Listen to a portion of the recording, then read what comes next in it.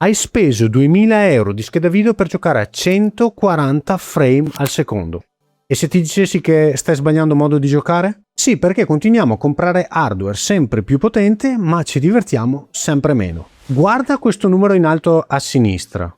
29 frame al secondo. Cos'è la prima cosa che ti viene in mente? Se chiedi alla community tech, la risposta è immediata. Il gioco è irrilevante, fa schifo e non è ottimizzato. Ma siamo sicuri che sia davvero così o siamo noi che abbiamo smesso di valutare le vere e proprie opere videoludiche per cominciare a valutare i benchmark? Oggi parliamo del perché i frame al secondo ti stanno ingannando e quali sono gli unici 3 elementi di un videogioco che lo rendono indimenticabile, a prescindere che tu lo stia giocando su un PC di fascia alta, su una PlayStation 5 o su una Nintendo Switch di scorsa generazione. A giugno sono stato alla conferenza Indigo Showcase, vi ho già portato un video a proposito di Immense AI proprio che arriva da quella conferenza. Ho visto la presentazione di Apurva Gandhi, che è l'Head of Publishing di Moon Studios, che sono gli sviluppatori di Ori e di No Rest for the Wicked. E lei ha mostrato una cosa che spiega perfettamente dove sta sbagliando l'industria e noi con lei. Ha preso le descrizioni ufficiali dei giochi su Steam.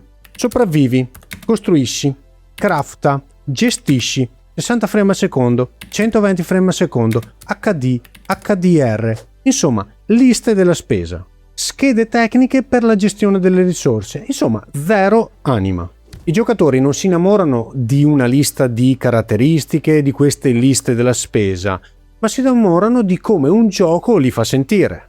E questo significa che i videogiochi non si misurano in frame per secondo, ma in emozioni per secondo. E quindi abbiamo la misurazione tecnica, ovvero l'hardware, contro il valore reale, ovvero l'esperienza che ti fa provare il gioco.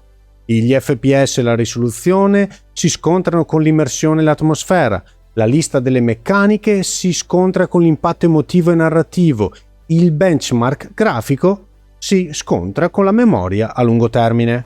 Intendiamoci, avere prestazioni fluide su PC è fantastico o anche su console, ma se l'unica ragione per cui giudichi valido un titolo è per la tua configurazione hardware che lo spinge a 120 frame per secondo, stiamo confondendo la cornice con il quadro. Perché se un'opera riesce a farti venire i brividi con 30 frame al secondo fluttuanti tra 30 e 27 su una console ibrida, o stabile a 120 frame per secondo su un rig da streaming, il risultato finale non cambia. L'esperienza ha funzionato. Pensa al gioco a cui sei più legato in assoluto. È il titolo con la grafica più pesante che hai nel PC? Beh, non sempre, ma nella maggior parte dei casi la risposta è no. I giochi che ci restano dentro sono quasi sempre legati a un'emozione che ci hanno fatto provare e non per il fatto che hanno messo a ferro e fuoco la nostra scheda grafica. A meno che non ci sia un'esperienza legata al fatto che avete dovuto fare un upgrade della vostra scheda grafica perché il gioco non girava, tipo all'epoca di Crysis. E allora perché ogni volta che esce un nuovo titolo parliamo solo di cali di frame e risoluzione cascando tutti nella stessa identica trappola? Perché misurare i numeri è rassicurante, mentre pensare a quanto un'opera ti ha emozionato richiede di fermarsi e pensare. Ma se i numeri non servono a enfatizzare il valore di un gioco, cos'è che veramente ti fa capire il suo valore? Apurva Gandhi, sia per Moon Studios ma anche per Crytek ad esempio, usa una regola in 3 domande. Ed è il motivo per cui quando lei lavora su un gioco espande tantissimo il bacino d'utenza. Lo abbiamo visto con Hunt, ma anche con No Rest for the Wicked. Lei ha condiviso un framework in 3 domande che ogni sviluppatore, ma anche ogni giocatore, dovrebbe usare prima di guardare i grafici di rendimento. Cosa prova un giocatore nei primi 5 minuti? Non cosa fa, non quali meccaniche sblocca o qual è il tutorial, ma quale emozione trasmette il mondo di gioco appena premi avvia. Quale problema emotivo risolve il tuo mondo? I giochi memorabili rispondono a un bisogno umano. Dark Souls non serve a mostrare la potenza di calcolo della scheda video, serve a chi cerca una sfida autentica e il senso di orgoglio che ne deriva quando superi un ostacolo. Animal Crossing, d'altro canto, è un rifugio di calma per chi vuole staccare dal rumore di internet. Quale storia racconti ai tuoi amici il giorno dopo? Pensaci, l'ultima volta che hai raccomandato un gioco a un amico, gli hai detto devi provarlo perché mantieni 60 frame al secondo stabili nelle fasi di combattimento? O gli hai raccontato la tensione di essere rimasto con un punto vita, la bellezza di un paesaggio o una scelta narrativa che ti ha spiazzato? Titoli come Stardew Valley, Hades, Silksong non hanno vinto per il fotorealismo o per i 120 frame al secondo. Hanno stravinto perché hanno creato una connessione diretta emotiva con chi giocava. Questo significa che l'ottimizzazione o la fluidità non contano nulla? Certo che no.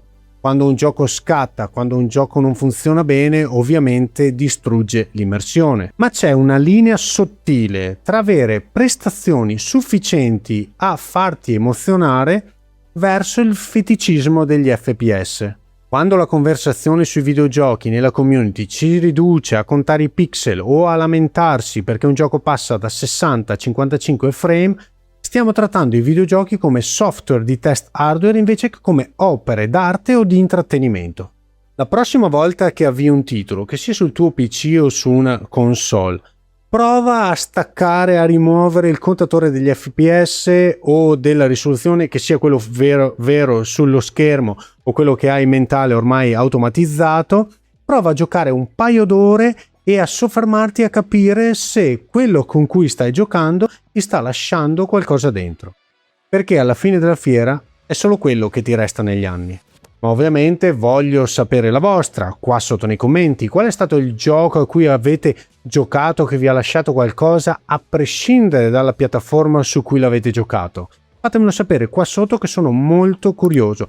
Se non l'avete ancora fatto, iscrivetevi al canale e accendete le notifiche. Se il video vi è piaciuto lasciate un like e come al solito ci vediamo alla prossima.